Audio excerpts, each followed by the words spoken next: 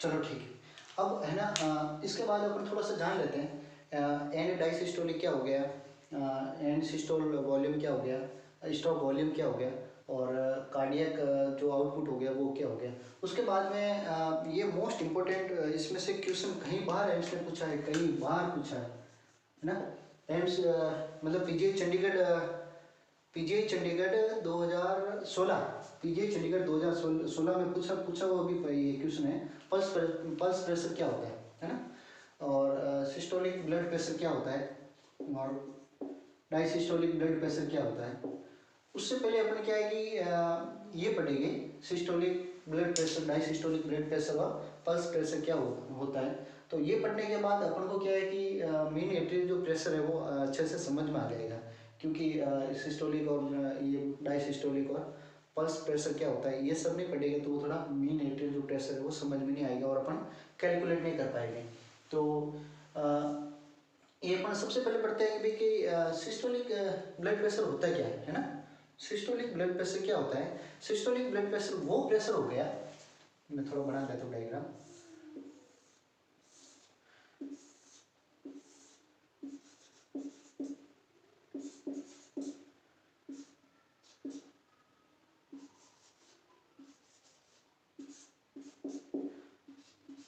ठीक है, अब सिस्टोलिक प्रेशर वो प्रेशर हो गया जब, कब, प्रेशर इन आर्टरी, इसकी बात कर रहा हूं मैं सिस्टोलिक ब्लड प्रेशर की, pressure in artery during contraction of the ventricle, जब वेंट्रिकल जो है, वेंट्रिकल्स जो है during the contraction of ventricle, ये जो कॉन्ट्रैक्ट करेंगे है ना, ये जो कॉन्ट्रैक्ट करेंगे,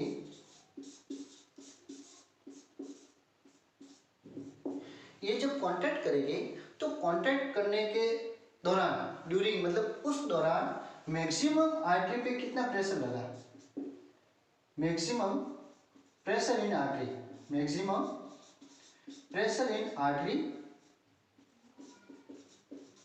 artery during contraction, during contraction of ventricles है ना, during contraction of ventricles. Clear, मतलब एक जब जो आर्टरीज होती है, चाहे कैरोटिड आर्टरी हो गई, चाहे रेडियल हो गई, ये अल्नार हो गई या फीमोरल हो गई, पॉप्लेटल हो गई, तो जो आर्टरीज है, आर्टरीज के अंदर जो प्रेशर पड़ता है किस समय, जब वेंट्रिकल जो कॉन्ट्रैक्शन होगा, वेंट्रिकल जब कॉन्ट्रैक्शन होगा, सिस्टोल हो गए, सो सिस्टोल से भी पता चल रहा है कि सिस्टोलिक बीपी, सिस्टोलिक बीपी मतलब जो वेंट्रिकल्स है वो सिस्टोल हो गए, कॉन्ट्रैक्शन होगा, जब कॉन्ट्रैक्ट करने के दौरान मैक्सिमम प्रेशर, मैक्सिमम जो प्रेशर पड़ेगा उस आर्टरीज के अंदर वाला जो प्रेशर को कहेंगे अपन, क्या कहेंगे, सिस्टोलिक ब्लड प्रेशर है ना। जो अपन मिनिमम कितना होता है, मतलब अपना जो जनरली कितना होता है 120 mm of Hg, mm of Hg, ठीक है। उसी तरह डायसिस्टोलिक ब्लड प्रेशर क्या हो गया, डायसिस्टोलिक वो प्रेशर हो गया जब डायसिस्टोल वेंट्रिकल, वेंट्रिकल जो वेंट्रिकल्स हो गए, वेंट्रिकल्स के डायसिस्टोल रिलैक्सेशन के टाइम, वेंट्रिकल्स के वो तो सिस्टोल हो रहे थे, सिस्टोलिक ब्लड प्रेशर मतलब सिस्टोल होना मतलब कॉन्ट्रैक्शन होना। अब क्या होगा, वेंट्रिकल्स जो है वो रिलैक्सेशन के दौरान, रिलैक्सेशन के दौरान उस समय तो जो मैक्सिमम जो प्रेशर पड़ रहा था उसको तो कह रहे थे अपन सिस्टोलिक, इसमें क्या होगा उल्टा, जब मिनिमम जो प्रेशर रहता है, रिलैक्सेशन, वेंट्रिकल रिलैक्स है, कोई एक्टिविटी नहीं है, रिलैक्स के दौरान, रिलैक्स के टाइम में आर्टरीज के अंदर जो मिनिमम प्रेशर होता है, मिनिमम मतलब कम से कम कितना प्रेशर है, तो उस प्रेशर को क्या कहेंगे अपन, सिस्टोलिक बीपी, डायसिस्टोलिक बीपी, और वो नॉर्मली कितना होता है 80 mm of Hg, 80 mm of Hg। यहां तक क्लियर। अब आते हैं अपन पल्स प्रेशर। पल्स प्रेशर किसको कहते हैं, पल्स प्रेशर इज द, ये एग्जाम में क्वेश्चन आया हुआ है, वेरी इंपॉर्टेंट क्वेश्चन है और कई बार पूछते हैं कि पल्स प्रेशर किसको कहते हैं। तो पल्स प्रेशर उसको कहते हैं जब डायसिस्टोल मतलब systolic blood pressure minus diastolic, diastolic BP, is equal to pulse pressure. समझ में आ गया? मतलब सिस्टोल मैक्सिमम जो प्रेशर हो गया, मैक्सिमम जो प्रेशर हो गया, मैक्सिमम जो प्रेशर हो गया minus minimum pressure, minus minimum pressure during relaxation, during contraction. जो मिनिमम जो प्रेशर हो गया उसको कह गया अपन pulse pressure. Maximum pressure adult generally में कितना है? 120 होता है mm ऑफ Hg, और ये हो गया 80 और is equal to 40। 40 is pulse pressure, 40 is pulse pressure. तो पल्स प्रेशर कितना हो गया? 40 mg ऑफ Hg, है ना? यहाँ तक क्लियर हो गया। अब पढ़ते हैं अपन मेन एट्रियल प्रेशर। ये क्या चीज है?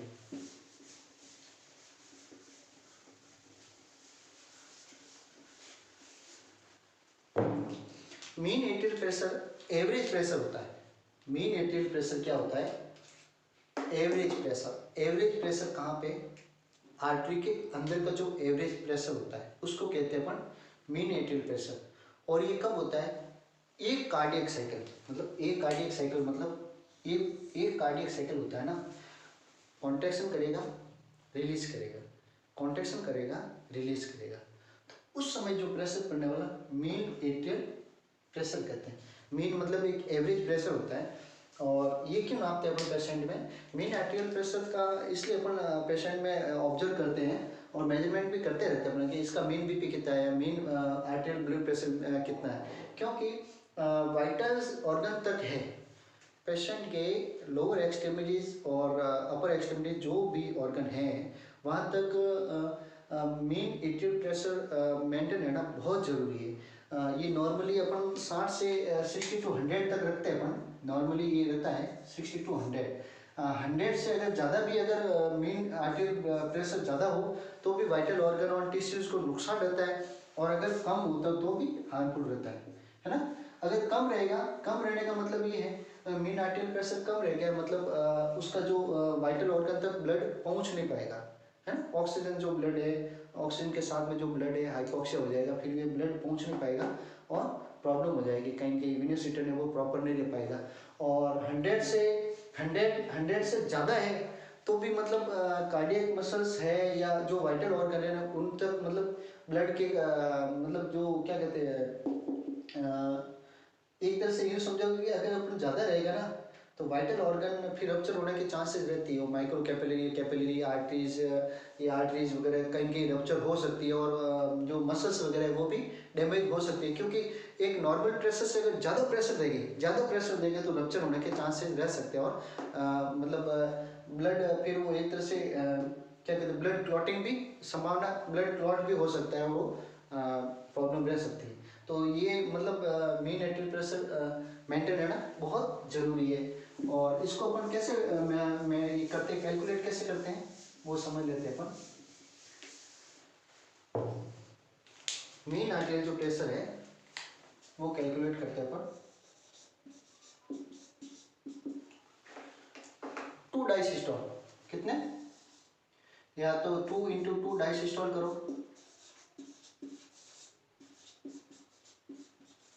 प्लस 1 सिस्टोल,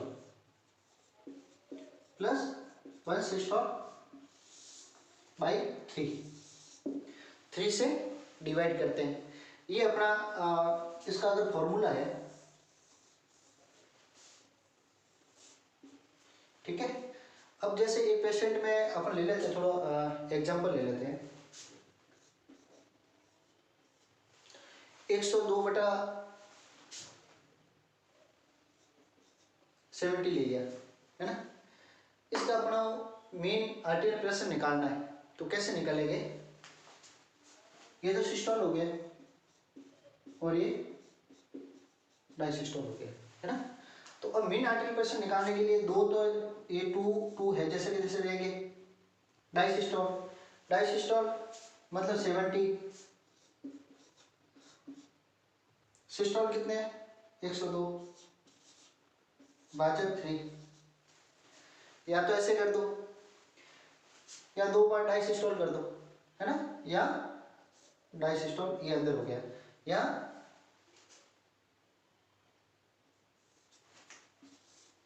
यहाँ 2 बार डायसिस्टोल कर दो। कैसे? डायसिस्टोल कितना है 70, तो 70 प्लस 70 ये हो गया। अब सिस्टोल कितना है 102, तो प्लस 102 को और जोड़ देंगे, मतलब सिस्टोल को डायसिस्टोल को 2 बार जोड़ना है और सिस्टोल को 1 बार जोड़ना है, प्लस भाजक 3। भाजक 3 अपन अगर इनको करेंगे ना तो अपना आंसर आएगा 80.66, ये अपना आंसर आ गया। ये क्या है मेन। अगर कम हो जाएगा तो वाइटल ऑर्गन तक टिश्यू ऑक्सीजन वो ब्लड है जो वो पहुंचेगा नहीं प्रॉपर, पेशेंट शॉक में भी जाएगा। और ये कंडीशन में शॉक में ही होती है ज़्यादातर, है ना। शॉक है या कार्डियक आउटपुट प्रॉपर नहीं हो रहा है या वेंट्रिकल से अपने प्रॉपर कॉन्ट्रैक्शन या रिलैक्सेशन नहीं कर पा रहे, तो है ना बहुत सारी डिजीज है जो अपन आगे भी पड़ेगी, है ना। ये हो गया। एक अपन और ले लेते हैं।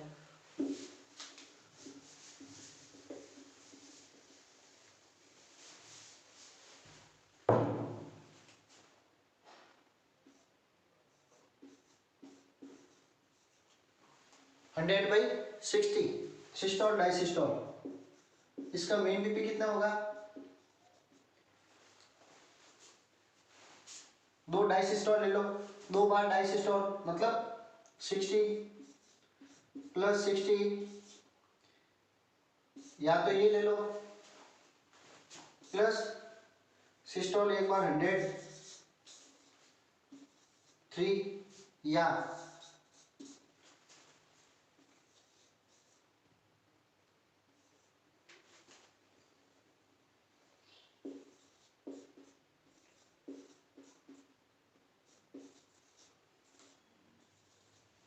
दोनों सही है। फॉर्मूला वो का वो है, चाहे ऐसे करो चाहे ऐसे करो, है ना। 120 प्लस 100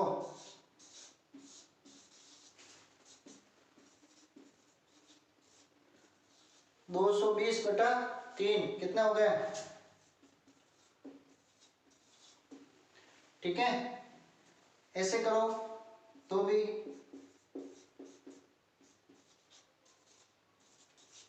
320/3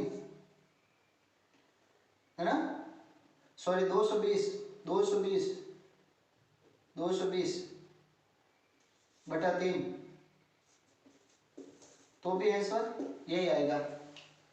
ठीक है, ये अपने मेन आर्टरी प्रेशर हो गया। लगभग लगभग अपना कार्डियक साइकिल है जो कंप्लीट होने को आ रहा है, सीवीएस कार्डियोवैस्कुलर सिस्टम कंप्लीट होने को आ रहा है। और लगता नहीं इससे बाहर जाएगी, क्योंकि मैंने जितने एग्ज़ाम दिए थे जब जॉब में नहीं था, तब जितने भी एग्ज़ाम दिए मैंने 2-3 सिलेक्शन भी हो रखे हैं, तो उन सब में लगभग मेरा व्यू, और अभी भी मैंने ये पेपर देखते रहता हूँ मैं, जो भी एग्ज़ाम्स के सारे क्वेश्चन हैं वो उसको रीड करते रहता हूँ बीच बीच में। तो जितने भी सारे टच क्वेश्चन हैं उसके बाद में आपको सीबीएस का एक अलग से पूरा टॉपिक में मैं जितने सारे एग्ज़ाम में क्वेश्चंस आए हैं उनको थोड़ा डिस्क्रिप्टिवली में बताऊंगा मैं, एनालिसिस करके भी एग्ज़ाम का किस तरीके से देना चाहिए, वो पैटर्न क्या रहता है अपना। इसी शुभकामना के साथ आपका एक बार फिर से स्वागत कि आपने अभी तक मेरी कार्डियोवैस्कुलर सिस्टम है वो 3-4 क्लासें बढ़ गई कार्डियोवैस्कुलर वैस्कुलर की, है ना। तो प्लस आप प्लीज़ लाइक शेयर और सब्सक्राइब जरूर करें ज़्यादा से ज़्यादा। बार बार मैं यही कह रहा हूँ कि प्लीज़ आप मेरे को मोटिवेट करते रहे, जिससे मैं क्लासें इससे भी अच्छी से अच्छी मैं आपको क्लासें प्रोवाइड करवा सकूँ। Thank you so much class देखने के लिए, बहुत बहुत।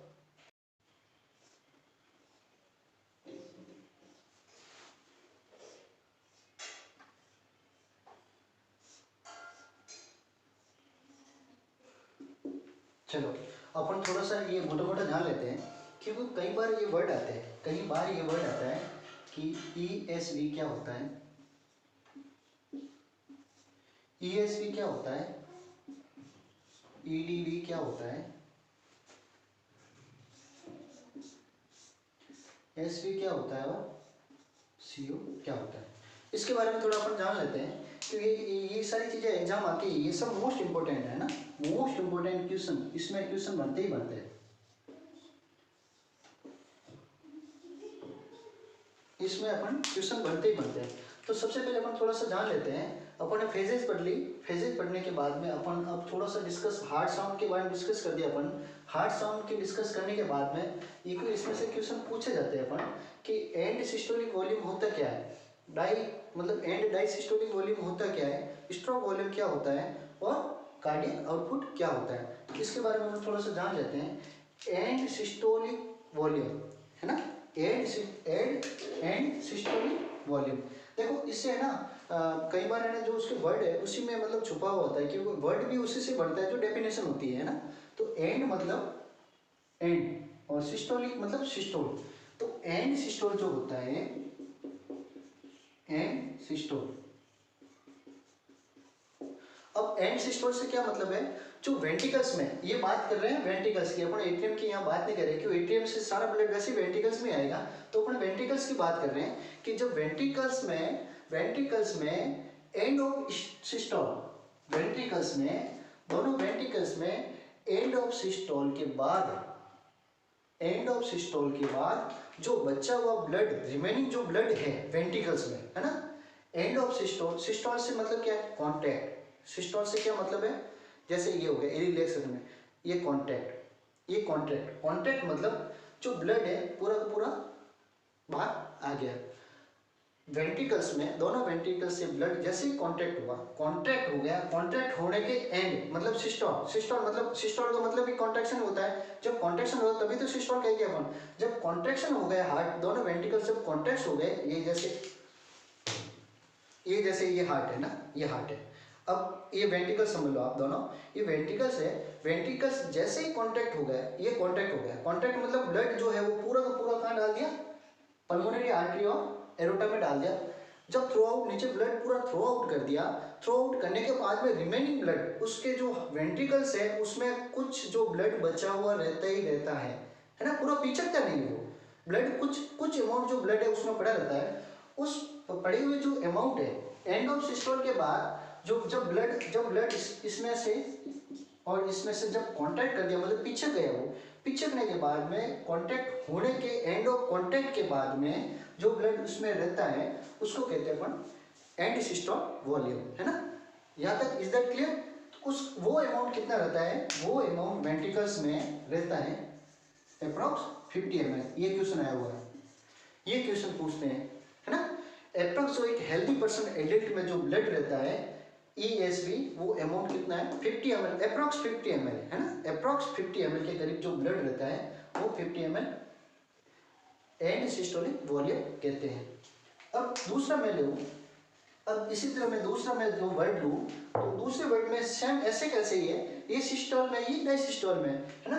तो EDV का मतलब वो होता है कि एंड डायसिस्टोलिक, सेकंड क्या कह रहा है, and diastolic, and diastolic volume. End diastolic का मतलब हो गया जब वेंट्रिकल्स एंड डायसिस्टोलिक, सिस्टोल तो हो गए, डायसिस्टोलिक मतलब एंड, ये पूरा रिलैक्सेशन पूरा पिच का हुआ है, पूरा पिचकने के बाद में एंड डायसिस्टोलिक के बाद में मतलब रिलीज हो गया।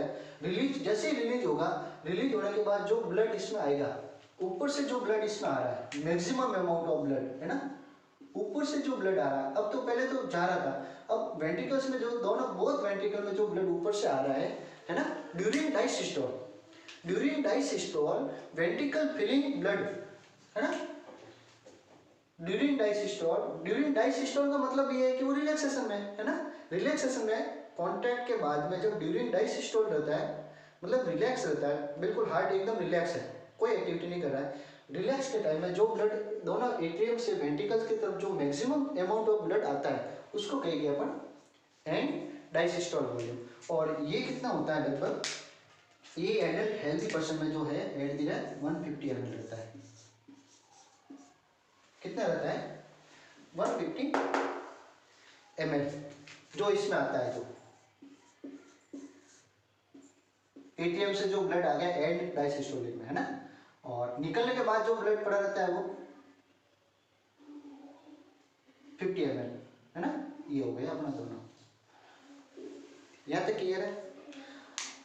अब स्ट्रोक वॉल्यूम क्या है, स्ट्रोक वॉल्यूम क्या है, स्ट्रोक वॉल्यूम जैसे पता चल रहा है अपन ने, स्ट्रोक वॉल्यूम में वो वॉल्यूम रहता है कि ब्लड राइट एट्रियम, दोनों राइट एट्रियम और लेफ्ट एट्रियम से ब्लड राइट वेंट्रिकल और लेफ्ट वेंट्रिकल, दोनों वेंट्रिकल में, राइट एंड लेफ्ट दोनों वेंट्रिकल्स में जो ब्लड आता है, ऊपर से मैक्सिमम ब्लड कितना आया है ना, और कितना वापस पंप किया, समझ रहे, सीधी सी बात है। स्ट्रोक वॉल्यूम उसको कहते हैं, यहाँ से ब्लड एट्रियम से वेंट्रिकल में, दोनों वेंट्रिकल में ब्लड कितना आया, भर गया ब्लड, कितना आया और कितना वापस बाहर निकला, वापस बाहर निकला मतलब थ्रो आउट किया, थ्रो आउट करने के बाद में मतलब वही उसको कहते हैं स्ट्रोक वॉल्यूम।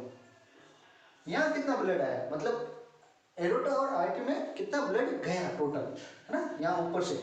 और वो कैसे होता है, वो कैसे अपन मतलब करते हैं अपन, ये अपन करते हैं सिर्फ और सिर्फ each heart beat. Each heart beat, देखो ये समझने वाली बात है, ईच हार्ट बीट इसलिए कह रहा हूँ, ये आगे काम आएगा। Each heart beat, each beat, each beat मतलब एक धड़कन, एक कार्डियक सर्कल में, चाहे एक कार्डियक सर्कल कह दो या तो वन कार्डियक सर्कल कह दो, या फिर ईच बीट मतलब एक beat, only one beat. Ventricle सिर्फ एक बार बीट करेंगे, एक बार कॉन्ट्रैक्शन करेंगे, एक बीट में। जैसे मैं मान लूँ, जैसे सीधी सी बात है, यहाँ 50 ml ESC मान लूँ मैं, है ना, ESC 50 ml उसमें पड़ेगी पहले कैसे, कि जैसे 120 ml मैंने कितना बोला कि एंड जो डायसिस्टोल वॉल्यूम वो कितना होता है, लगभग 120 ml, मतलब 120 ml तो दोनों एट्रिया से, दोनों वेंट्रिकल की बात कर रहा हूँ मैं ना, दोनों एट्रिया से दोनों वेंट्रिकल में ब्लड कितना आ गया, 120 ml एट्रिया से वेंट्रिकल में आ गया दोनों, ठीक है ना। अब 120 ml तो आ गया, 120 ml आ गया और बाहर थ्रो आउट कर दिया, तो EDV मतलब एंड सिस्टोल वॉल्यूम में कितना पड़ा रहेगा, वो 50 ml लगभग पीछे पड़ा रहता है, 50 ml पीछे पड़ा रहता है। अब 120 तो आया, दोनों एट्रियम से वेंट्रिकल में 120 आया, और 50 जो है वो पड़े रह गया पीछे, मतलब वो दिया कितना, बाहर कितना भेजा, 120 में 50 के 70 ही तो भेजा ना। तो 70 ml ईच बीट में एवरेज जो होता है वो हो गया अपना कार्डियक स्ट्रोक वॉल्यूम। मतलब ईच बीट में, एक बीट में ब्लड है वो बाहर कितना भेजा, 70 ml के अप्रॉक्स भेजता है ना, 70 ml के अप्रॉक्स स्ट्रोक वॉल्यूम जो बाहर भेजता है, क्यों 50 ml तो अंदर ही रह जाता है, 120 ml आता है, 120 ml में से 50 ml अंदर ही रह जाता है, सिर्फ 70 ml बाहर जाता है, और 70 ml वो क्या है, स्ट्रोक वॉल्यूम। अपन को उसको इस तरीके से भी देख सकते हैं, स्ट्रोक वॉल्यूम में ये क्वेश्चन कहीं बार आया, most important question, very very very important question है, याद रखना। ESI हो, चाहे दिल्ली एम्स हो, चाहे भुवनेश्वर एम्स, ऋषिकेश एम्स, ठीक है ना, रायपुर एम्स, कोई भी एम्स जो नए खुल रहे हैं उसमें भी शायद क्वेश्चन ये बन सकता है। और ESI जो भी एग्जाम है उसमें ये सारे कंसेप्ट बढ़ के क्लियर होने चाहिए, इसलिए मैं इसको बार बार जोर देके पढ़ा रहा हूँ उसको बार बार, ताकि आपके ना डाउट नहीं होना चाहिए कि यार stroke volume and stroke volume क्या होता है, और डायसिस्टोलिक स्ट्रोक वॉल्यूम क्या होता है, स्ट्रोक कार्डियक आउटपुट क्या होता है, ये चीज़ मैं इसलिए बता रहा हूँ कि स्ट्रोक वॉल्यूम कैसे अपन मैनेज करते हैं। ये फॉर्मूला भी है, stroke volume is equal to end diastolic volume. End diastolic volume मतलब 120 ml, मतलब ऊपर से कितना ब्लड आया, और and systolic volume 50। And systolic volume मतलब कितना रहा पीछे, मेरे पास 100 रुपये है ना, मेरे पास 100 रुपये है, ये क्या हो गया, एंड डायसिस्टोलिक मतलब मेरे पापा ने मेरे को 100 रुपये दिए, अब मेरे पॉकेट में 50 रुपये पड़े, ठीक है ना, ऐसे समझ लो, मेरे पॉकेट में 50 रुपये पड़े, तो मैंने खर्च कितने किए या किसी को कितने दिए, 50 रुपये तो दिए, तो 50 रुपये जो हो गए वो जो मैंने किसी और को दिए वो क्या हो गया, स्ट्रोक वॉल्यूम। मैंने किसी और दूसरों को दिया वो क्या हो गया, एक तरह से मैं ऐसे एग्जांपल बता रहा हूँ, समझा रहा हूँ, तो मैंने दूसरों को दिए या मैंने खर्च किए तो वो क्या हो गया, स्ट्रोक वॉल्यूम। जो मेरे अंदर पड़े पॉकेट में 50 रुपये, 100 रुपये में से 50 रुपये जो मेरे अंदर पॉकेट में पड़े हैं वो क्या होगा, वो हो गया ये 50 ml जो 50 रुपये एंड सिस्टोलिक वॉल्यूम हो गया, है ना। और मैंने किसी और से, मेरे पापा ने मेरे को दिया था, वो क्या हो गया 120 ml diastolic and diastolic volume. यहाँ तक अब तो कंप्लीट समझ में आ जाना चाहिए आप लोगों को, है ना। चलो ठीक है, समझ में आ जाएगा। इसमें स्ट्रोक वॉल्यूम जो कैलकुलेट करते हैं अपन वो ईच बीट में करते हैं। स्ट्रोक वॉल्यूम जो कंप्लीट करते हैं अपन ईच बीट में करते हैं। और कार्डियक करते हैं वो ईच हार्ट रेट, पूरी 1 मिनट की heart rate, 1 minute, 1 minute, 1 minute. अब मैं आगे बताऊंगा, चलो आगे चलते हैं।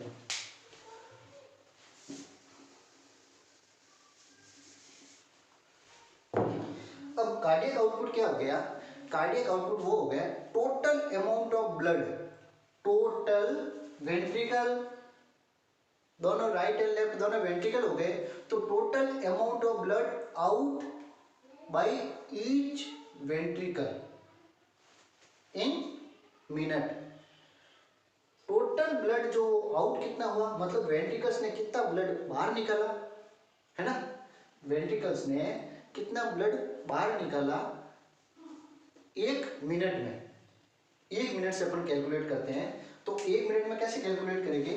तो स्ट्रोक वॉल्यूम अपना लगभग कितना आ रहा है? लगभग स्ट्रोक वॉल्यूम अपना आ रहा है 70। कैसे?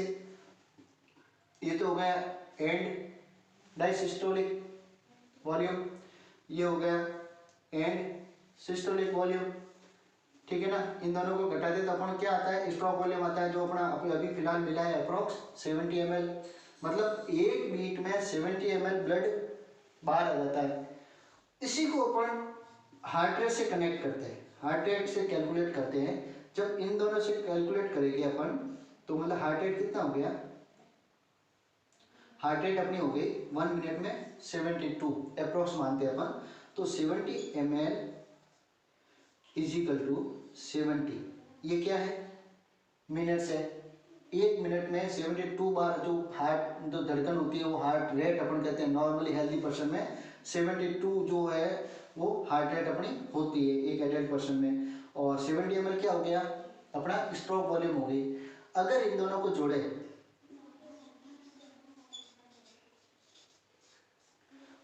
5040 ml अप्रोक्स, मतलब 5-5.5 लीटर है वो ब्लड है जो पंप कर लेता है। 5-5.5 ml अप्रोक्स, 5 ml है ना, 5 या 5 ml अप्रोक्स, 5 ml मतलब 5.5 लीटर, सॉरी लीटर, क्योंकि 5000 ml है ना, तो 5 लीटर के करीब है जो कार्डियक ये अपने पंप कर लेता है हार्ट के ऊपर, है ना। याद रखना कार्डियक आउटपुट में अपने ये कार्डियक आउटपुट बराबर स्ट्रोक वॉल्यूम, स्ट्रोक वॉल्यूम मतलब अपने पास कितना पंप हुआ ईच बीट में, और हार्ट रेट मतलब 60 मिनट में लेते हैं, मतलब 60 मिनट में 72 जो हार्ट बीट होती है, तो हार्ट बीट कितनी होगी 1 मिनट में 72, है ना।